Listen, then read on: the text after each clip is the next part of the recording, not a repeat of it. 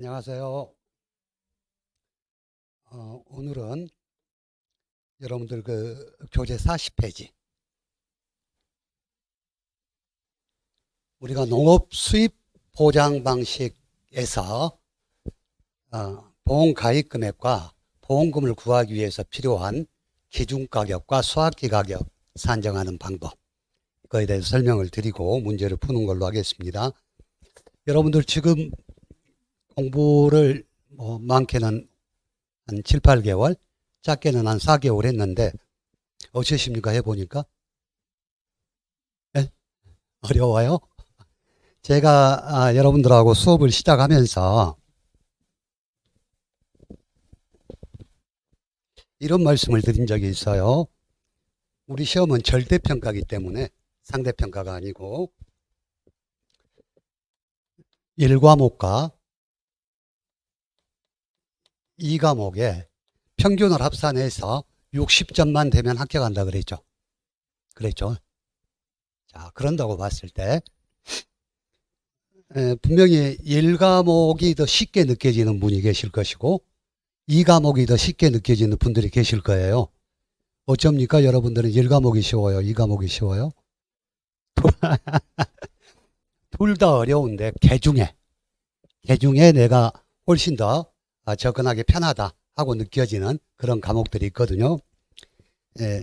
시작하기 전에 제 개인적인 경험으로 봤을 때 저는 시험을 2번 봤어요. 재수했는데 첫 번째 시험을 볼 때는 1과목이 약 한 90점 정도 나오고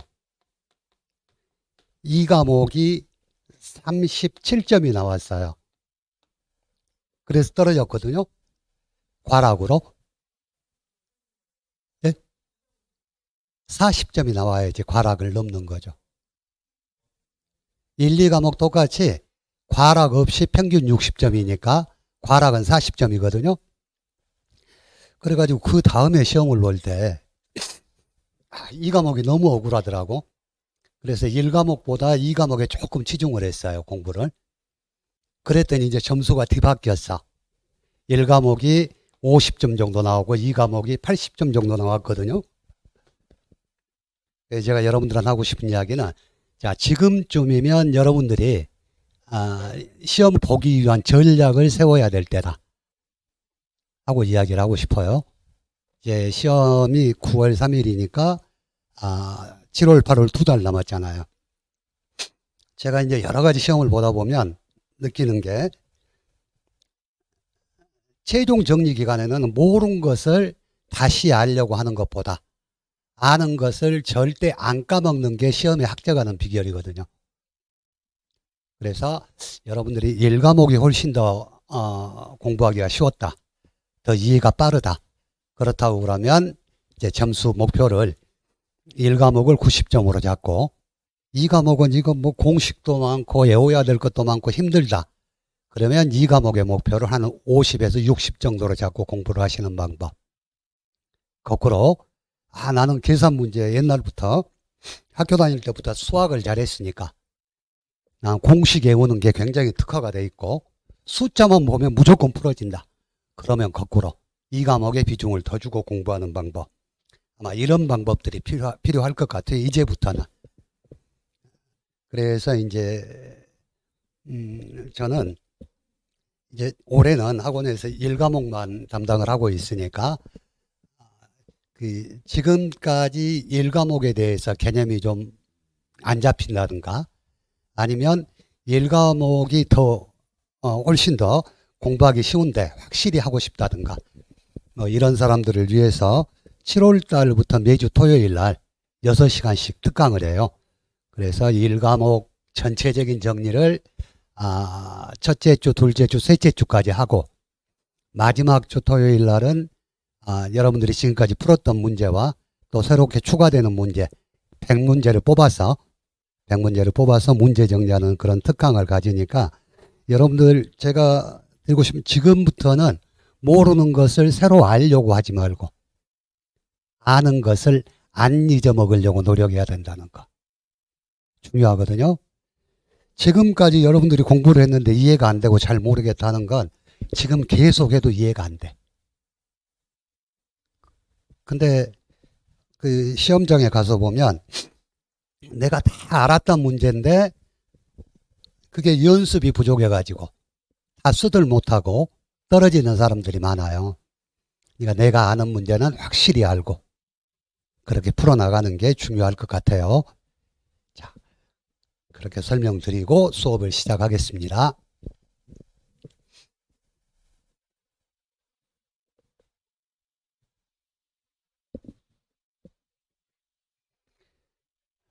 자, 제가 오늘 정오표 드렸는데 기준가격 산출 방법이 조금 틀려서 바뀌어서 제가 정오표를 드렸어요. 정오표 보시고 수업을 하시게. 자, 우리가 농업 수입 보장 품목이 뭐였죠? 농업 수입 보장 품목 7개, 밭작물 6개, 과수 하나였는데, 자,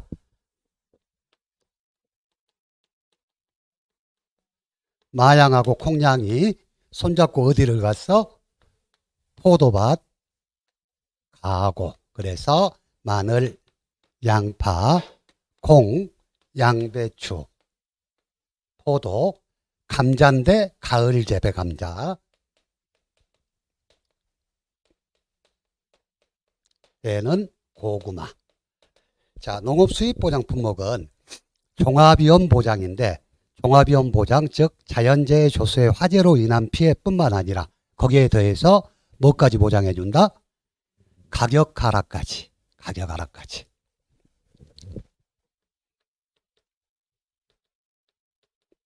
그래서 오늘 지금 배우는 건 가격 하락을 보장을 하려면 어떤 기준이 있어야 될 거 아니에요. 그래서 각 품목별로 기준 가격을 정하는 방법, 그리고 수확지 가격을 정하는 방법을 알아야지 이 농업 수입 보장 방법에 대해서 이해를 할 수가 있거든요. 그래서 제가 여러분들한테 조금 지금까지 옛날 교재에 농업 수입 보장에 대한 품목이 기준 가격 산출 방법에 대해서 포도맛 책에 나와 있었어요. 근데 교재가 바뀌면서 전 품목이 기준 가격 산출 방법, 수확지 가격 산출 방법 이런 게 나오다 보니까 아마 올해는 1과목 계산 문제가 출제가 되면 기준 가격 산정이라든가 수확지 가격 산정에 대해서 묻지 않겠느냐는 생각이 들어요. 그래서 일단 한번 그걸 보실게요. 자, 농업 수입 보장은요.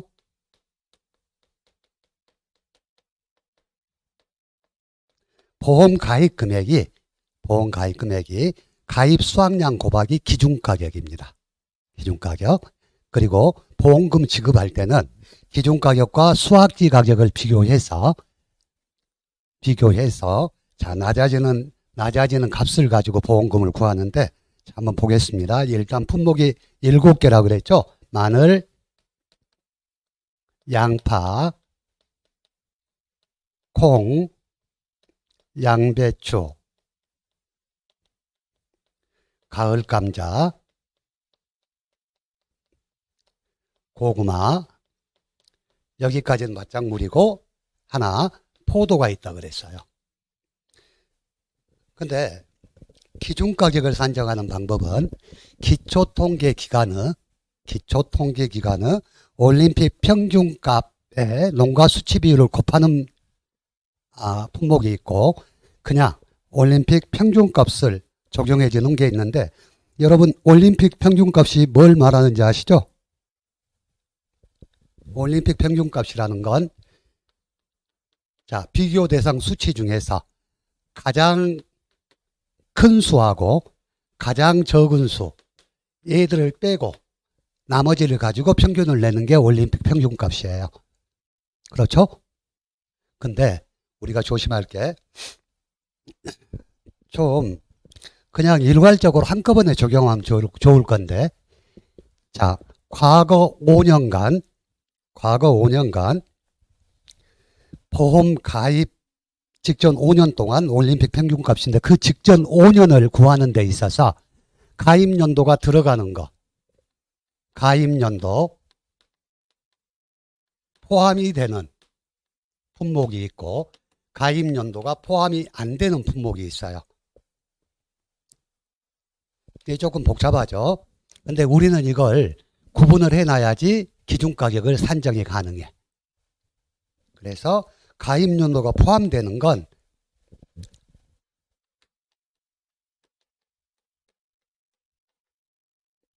마, 양포, 마늘, 양배추, 양파, 포도고. 기준가격 산정할 때 마양포는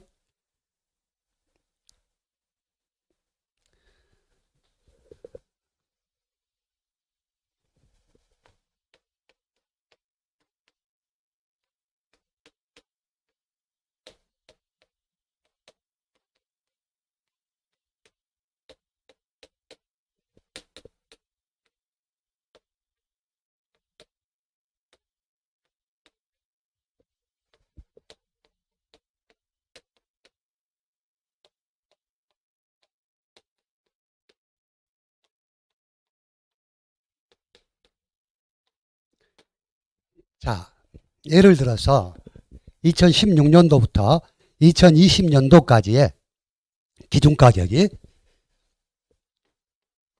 이렇게 있다고 그래요. 그러면 2021년도에 보험에 가입을 했다 그럴 때 가입연도가 포함되는 마늘, 양파, 양배추, 포도 품목은 예부터 쉬어서 하나, 둘, 셋, 넷, 5개 이 중에서 올림픽 평균값으로 구한다는 이야기야. 가입연도 포함되는 거.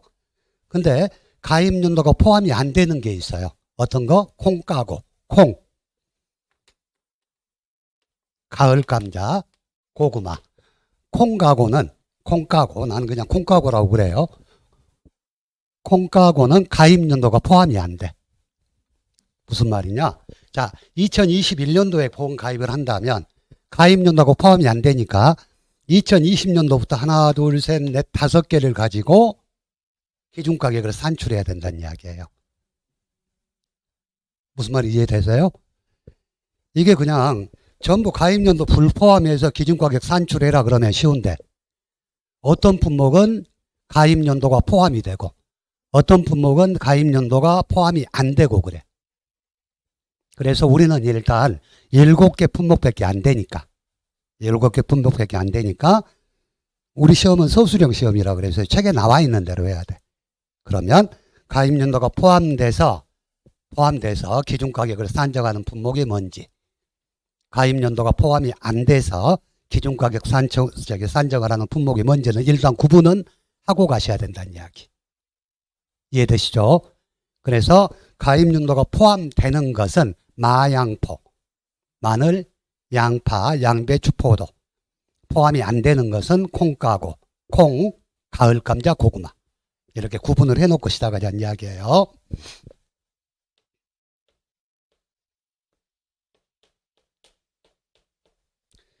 자, 그래서 기준가격 산출식은 올림픽 평균값만 가지고 하면 좋은데 올림픽 평균값 곱하기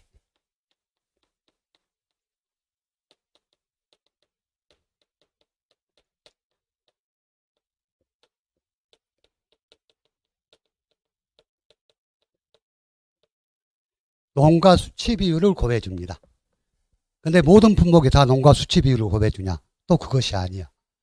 농가 수치 비율이라는 건, 자, 도매시장에서 팔린 가격 중에 농민이 취할 수 있는 가격. 예를 들어서, 자, 도매시장에서 10,000원에 팔렸어요. 10,000원에 팔렸는데, 이 중에는 경매비도 있을 것이고, 그 다음에 뭐 운송비도 있을 것이고, 이 중간 마진들이 있을 거 아니에요. 그래서 이 중에서 뭐 90%를 농민이 가져간다. 뭐 85%를 가져간다 하는 것들. 이게 농가 수치 비율인데 농가 수치 비율은 시험 볼 때 주어지기 때문에 고민할 필요는 없어. 단 올림픽 평균값에 농가 수치 비율을 곱해주는 품목하고 그냥 올림픽 평균값으로 하는 품목을 나눌 줄만 알면 돼요. 그래서 자, 농가 수치 비율을 곱해주는 것은 대부분 품목이고 곱해주지 않는 것은 마늘하고 나물용 콩만. 마늘하고 나물용 콩만.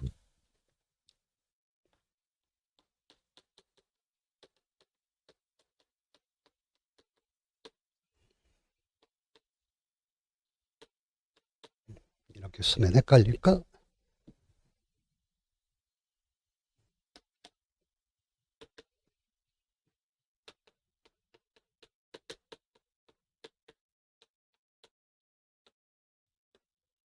자, 콩이, 자, 기준 가격이 세 개로 나뉘어요.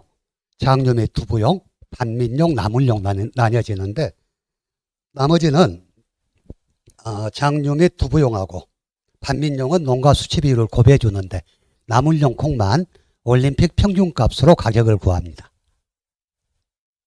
자, 다시 정리합니다.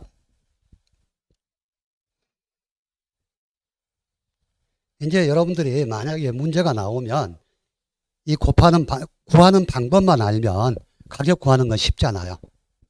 자, 7가지 품목 중에서 자, 올림픽 평균값을 구할 때 가입 연도를 포함하고 있는 품목과 포함하지 않는 품목이 있다.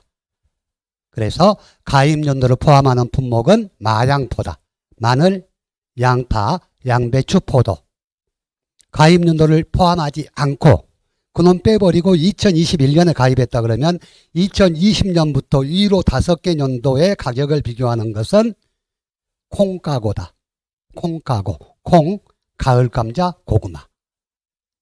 그리고 자, 기준 가격을 산정할 때 올림픽 평균값 곱하기 농가 수치 비율을 해주는 품목이 있고, 올림픽 평균값 곱하기 농가 수치 비율을 하지 않고 그냥 올림픽 평균값으로 기준 가격을 정하는 품목이 있다. 그래서 나머지는 많으니까 자, 올림픽 평균값만 가지고 기준 가격을 구하는 것은 마늘하고 나물용 콩만 있다. 그리고 나머지는 다 농가 수치 비율을 곱해줘야 된다. 이렇게 정리하면 되겠죠. 제가 생각할 때 올해는 이 기준 가격이나 수확지 가격을 가지고 계산 문제가 나올 것 같아. 왜냐하면 우리가 온해시설에서 나올 수 있는 보험료 문제라든가 이런 것들이 다 빠졌어요. 그러면 1과목도 계산 문제를 한두 문제 정도 나오는데 계산 문제 낼 것이 없어. 1과목에서는. 그래서 간단하게 뭐 보험금 구하는 식이나 이런 걸 낼 수가 있는데, 과거에 농업 수입 감소 보장 방식이라 그래가지고 항목이 있었을 때 포도 품목이 한번 이 기준 가격 산출에 대해서 15점짜리로 문제가 출제된 적이 있어요. 근데 그때는 교재가 포도에 대해서만 나와 있었어. 근데 올해 교재를 보니까 각 품목마다 다 산정하는 방법이 나와 있어요. 그렇다고 그러면 조금 신경을 써야 되겠죠. 자, 문제 풀면서 또 더 공부하는 걸로 하고. 자, 그러면 자, 기준 가격과 수확지 가격은 마찬가지 수확연도 평균값인데, 자, 거기에 농가 수치 비율을 안 곱해주는 품목들, 마늘하고 나물용 콩만 자, 수확연도 평균값을 하고 나머지는 수확연도 평균값 곱하기 농가 수치 비율을 한다. 똑같으니까 그렇게 이해하시고요. 자, 다음에 이제 기초통계기간이라는 게 있는데, 이 기초통계기간이란 건 뭐냐? 이 기준가격을 산정하기 위해서 통계를 작성하는 기간이거든요. 이것도 옛날에는 수입보장 교재에서 그렇게 중요하게 다뤄지지가 않고 별로 없었어.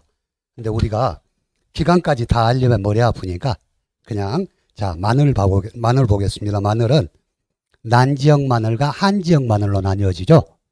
그래서 난지역은 대서품종은 자, 기초 통계를 어디를 기준으로 하느냐? 창녕의 경남 창녕군 농협 가격 기준이다. 남도종은 전남 지역 농협하고 제주 지역 농협 기준이다.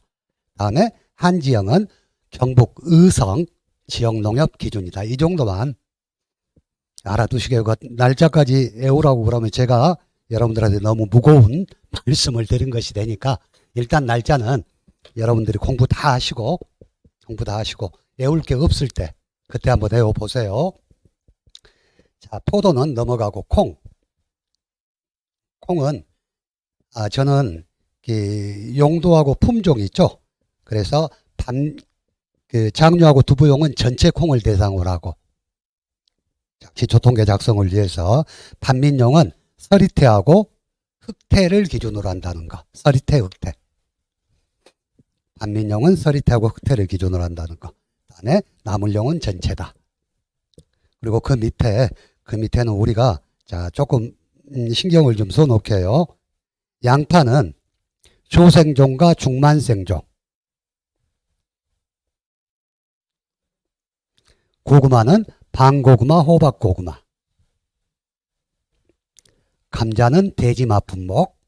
양배추는 양배추를 기준으로 산정한다 하는 거. 일단 농업 수입 보장 품목에서 제일 중요한 건 기준 가격하고 수확 가격 산정하는 방법. 자, 조금 이따 문제 풀면서 다시 하는 걸로 하고 그 밑에 경작불능 보험금하고 수확불능 보험금 계산 방법에 대해서 한번 이야기를 해보시게요. 자, 우리가 경작불능 보험금은 지급 조건이 어떻게 됐었죠?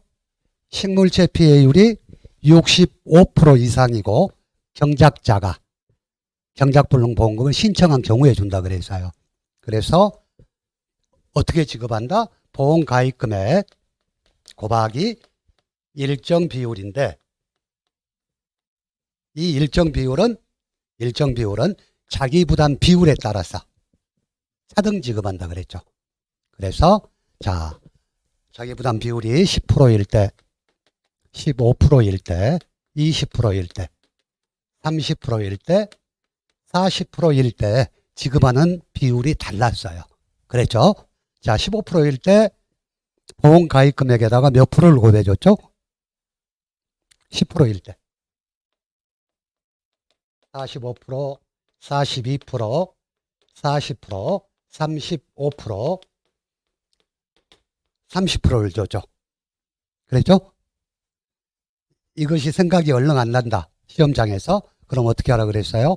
100에서 자기 부담 비율을 빼고 나누기 2 하면 얼추 값이 나온다 그랬죠? 그 식으로 100%에서 10% 빼고 90에서 나누기 2 하니까 45가 나오고 100에서 15를 빼고 나누기 2 하니까 42.5가 나오는데 보험회사에서는 절대 돈 많이 안 주니까 0.5는 뗀다 그랬죠. 그래서 42%. 자, 이 이야기가 경작불능 보험금이고, 자, 지급 효과를 한번 보시게요. 지급 사유는 아까 식물체 피해율이 65% 이상이고, 경작자가 경작불능 보험금을 지급한 경우에, 신청한 경우에, 지급 사유가 되고, 지급 효과는 경작불능 보험금을 지급한 경우, 그 손해보상의 원인이 생긴 때부터 해당 농지의 계약은 소멸한다. 만약에 이게 이렇게 나올 수도 있었으라고. 경작불능 보험금에 대해서 다음 사항을 설명하시오. 지급 사유, 지급 효과, 지급 보험금 산정 방식. 이렇게 해서 충분히 나올 수 있거든요. 그래서 구분해서 지급 사유가 그렇고 지급 효과는 경작불능 보험금을 지급한 때에는 그 손해보상의 원인이 생긴 때부터 보험계약은 소멸된다. 그렇게 하면 되겠죠.